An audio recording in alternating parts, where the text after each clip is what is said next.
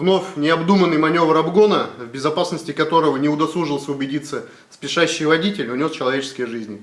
По предварительным данным, сегодня, 24 ноября, около 10 часов 30 минут, на 145-м километре автодороги Елабуга-Пермь, территориально это Малопургинский район Удмуртской республики, водитель автомобиля ВАЗ 4 модели, выехав на сторону дороги, предназначенную для встречного движения, не справился с управлением и допустил занос автомобиля.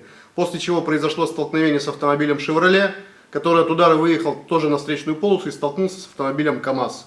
В результате происшествия на месте ДТП скончались водитель автомобиля «Шевроле», мужчина 86 года рождения, и его пассажир, мужчина 78 года рождения.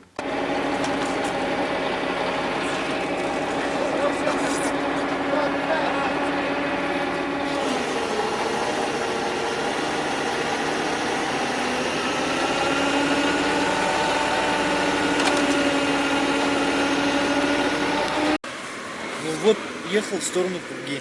Ну? Хотел выйти на обгон. Хотел или вышел? Нет, хотел выйти вот так. Из полосы выехал из своей? Выехал, я Значит, обратно вышел на хотел, обгон? Да. Дальше что? Потом хотел, увидел то, что навстречу то ли фура, то ли КамАЗ, вот такой большой идет. Встал на полосу. Потом начал вот так вот крутить, вертеть. И вот почти уже машина остановилась, и удар пришелся. Скорость какая была ваша? 60-70, потому что передо мной... И на 60 начала крутить, вертеть? Да. Резина какая на машине?